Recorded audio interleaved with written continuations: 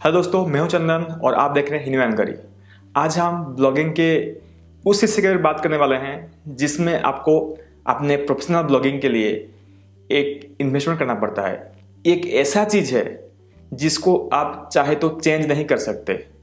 आप चाहे तो अपना होस्टिंग चेंज कर सकते हो, अपना डिजाइन चेंज कर सकते हो, लेकिन जो है आपका डोमेन नेम उसको आप चेंज नहीं कर सकते। आप दूसरा ले सकते हो लेकिन उसको मॉडिफाई नहीं कर सकते।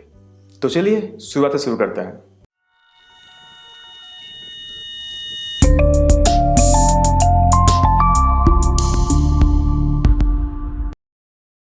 मैं आज इतना टेक्निकल नहीं जाऊंगा। अगर आपको डोमेन नेम क्या है डिटेल में जानना है तो नीचे डिस्क्रिप्शन में आपको लिंक मिल जाएगा, जाके आप हमारे ब्लॉग में पढ़ सकते हो। तो आपको एक कैसा डोमेन नेम लेना चाहिए आपके ब्लॉग के ब्रांडिंग के लिए, जो कि फ्यूचर प्रूफ हो, लोग पसंद करें, कैसा आपको डोमेन नेम लेना चाहिए। मैं किन बातों का ध्यान रखता हूँ जब मैं एक डोमेन नेम लेता हूँ। जो पहला चीज़ है, आपका डोमेन और शॉर्ट होना चाहिए और इजीली इसको लोग रिमेंबर कर सके। जैसे कि हिंदी में ये बहुत शॉर्ट है और लोग उसको इजीली याद रख सकते हैं। अगर मैं कुछ कॉम्प्लिकेटेड वर्ड ले लूँ जिसको कि याद रखने में मुश्किल हो, जैसे कि दीक्षा हो गया, या फिर मुझे इतना कॉम्प्लिकेटेड वर्ड पता नहीं है, लेकिन ऐसा वर्ड जिसको कि लोग उसका स्पेलिंग याद ना कर सके, ऐसा वर्ड का आप डोमेन लेते हैं तो उसको याद रखना मुश्किल होता है। और एक बात, कभी डोमेन नेम में क्रॉस वर्ड यूज मत करिए। जैसे कि हो गया गोल्ड डिगर, GOLD, लास्ट में डी आता है, उसके बाद फिर आता है डिगर। तो ये जो लास्ट जो DD है इसमें लोगों को कन्फ्यूजन होता है, तो ऐसा डोमेन नेम चूज मत करिए। दूसरी बात है, आपका जो डोमेन है उसको 2 से 3 वर्ड्स में रखिए। अगर आपको ब्रांडेबल डोमेन नेम चूज करना है तो आप एक वर्ड में रख सकते हैं, लेकिन एक वर्ड का डोमेन नेम अभी के टाइम में मिलना मुश्किल है। तो अपने वर्ड्स को 2 में रखिए या जैसा है 3।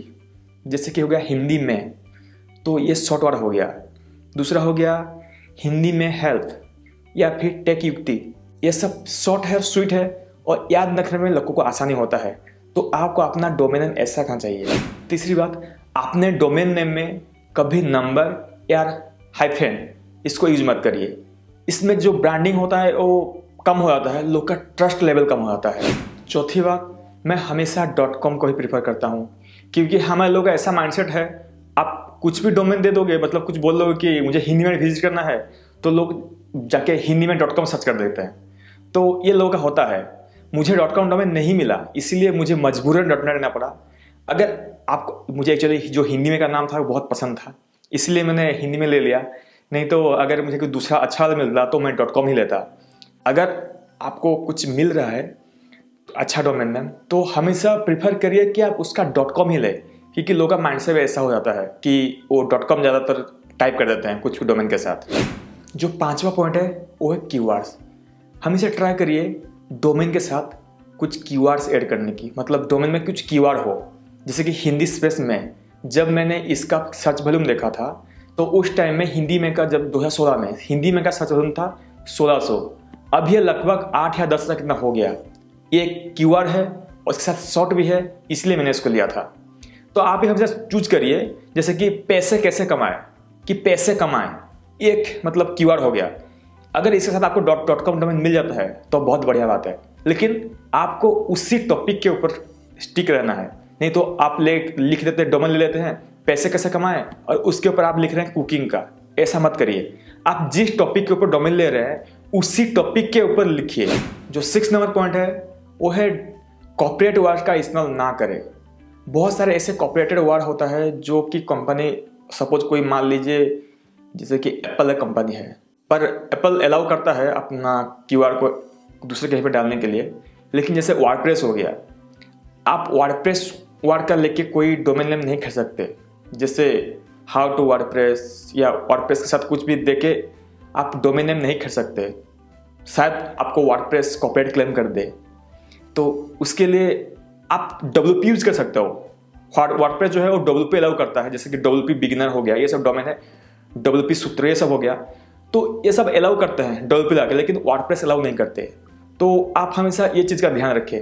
अगर आप हिंदी में कुछ सर्च कर रहे हो तो मेरे हिसाब से तो कुछ कॉपीराइट इशू नहीं आना चाहिए, क्योंकि हिंदी में ऐसा कुछ मसला नहीं है। तो हम बात कर लिए, मैं डोमेन नेम चूज करने से पहले किन किन बातों का ध्यान रखता हूँ। आपको भी ध्यान रखना चाहिए, ये आपके लाइफ का पहला इन्वेस्टमेंट है जो कि आपको मस्ट करना चाहिए।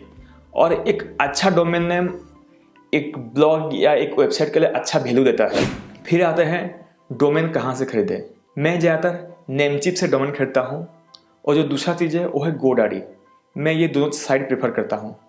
आज मैं आपको बता देता हूँ कि आप गोडाडी से, क्योंकि शायद नेमचिप जो है वो इंडियन डेबिट कार्ड नहीं लेता, तो अगर आपके पास कुछ इंटरनेशनल डेबिट कार्ड नहीं है तो शायद ये नहीं लेगा, लेकिन गोडाडी शायद ले लेता है। तो मैं आज आपको एक डेमो दिखाऊंगा कि आप गोडाडी में अपना एक डोमेन नेम कैसे सिलेक्ट कर सकते हैं। चलिए बढ़ते हैं कंप्यूटर की ओर। अगर आप गोडाडी से कुछ डोमेन खरीदना चाहते हो और आपको उसका डिस्काउंट चाहिए, तो हमेशा गूगल में सर्च करना गोडाडी डिस्काउंट डोमेन। तो इससे क्या है, जो गोडाडी एड चलाता है, जैसे कि इनका जो .in डोमेन है वो 149 में अवेलेबल है, और .com जो है वो 499 में अवेलेबल है। तो आपको वहाँ पे जाना है और यहाँ पे आपको कुछ सर्च करना है। जैसे कि मैंने कहा था कि आपका जो डोमेन है उसमें कुछ कीवर्ड्स इनपुट होना जरूरी है। जैसे सपोज मान लीजिए मैं लिख रहा हूँ हिंदी में समाचार, सपोज ये हो गया, ये कीवर्ड है कि लोग सर्च कर रहे हैं। आप गूगल में जाके आपको जो कुछ मन में आ रहा है, जैसे कि मान लीजिए टेक हो गया, देखिए टेक ज्ञान हिंदी, टेक की किताब, टेक ज्ञान क्लब, तो ये सब लोग सर्च कर रहे हैं। जो ऑलरेडी डोमेन कुछ होगा भी, फिर नहीं तो आप देखिए मैं सर्च कर रहा हूँ हिंदी में समाचार, और इसमें हिंदी में समाचार.com के नाम से कुछ डोमेन है ही नहीं। तो इसको मैं गोडाडी पे सर्च करूँगा, हिंदी में समाचार, सॉरी इसको कोई ले लिया है, दूसरा कुछ ट्राई करते हैं। हिंदी में गिनती, ये बस मैं रेफरेंस के लिए ले रहा हूँ। हिंदी में गिनती, देखिए हिंदी में गिनती.com इज अवेलेबल, मतलब ये डोमेन को आप खरीद सकते हो। ऐसे ही आपको गूगल का जो ऑटो कंप्लीट होता है, जो गूगल सर्च में ऑटो कंप्लीट होता है, उसके मदद से आप 2 से 3 बार का कुछ अच्छा डोमेन सर्च करिए। जो ऑटो सेशन में आता है, इसका मतलब ये है कि उसको लोग ढूंढ रहे हैं। तो ये जैसे हो गया हिंदी में गिनती.com, तो इधर मैं कर दूंगा ऐड टू कार्ट, एक कार्ट में ऐड हो गया। फिर कंटिन्यू टू कार्ट,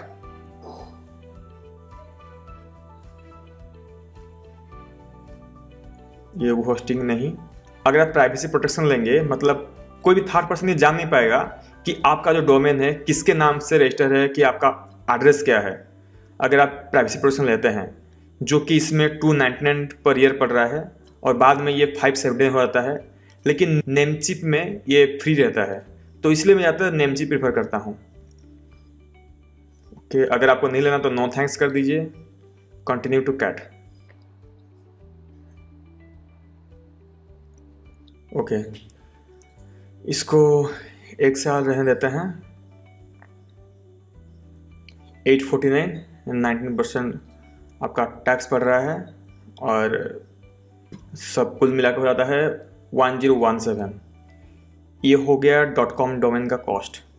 आपको फेसबुक में बहुत सारे ग्रुप में ऐसे लोग मिल जाएंगे जो कि 200 300 400 में भी देते हैं, तो आप वहाँ जाके भी ट्राई कर सकते हो। को साइन इन करना होगा।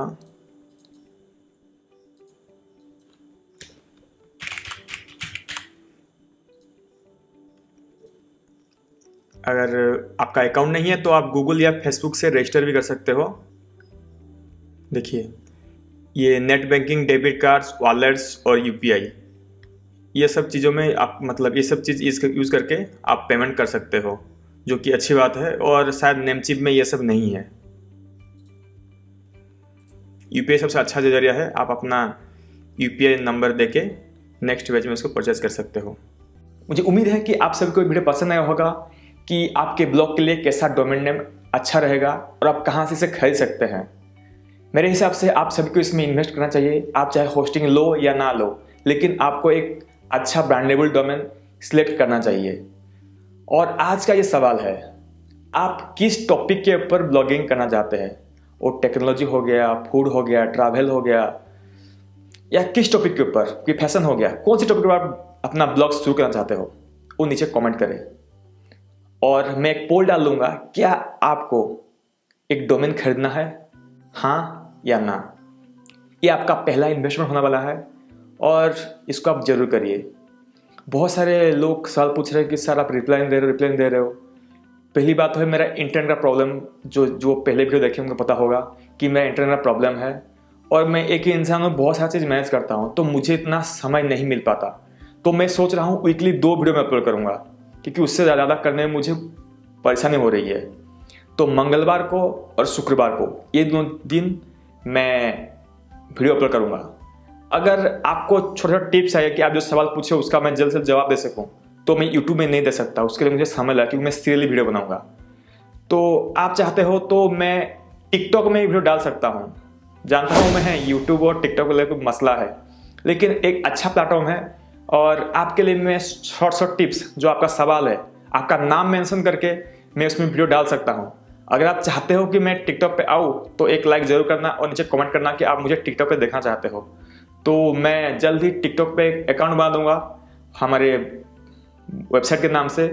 और आपका कुछ भी सवाल होगा आज मुझे इंस्टाग्राम पे पूछिए, अगर मैं इसका जवाब उधर नहीं दे पाया तो मैं इसे टिकटॉक पे अपलोड कर दूंगा। तो मिलते हैं अगले ऐसे वीडियो में, मतलब शुक्रवार को। ठीक है, बाय बाय।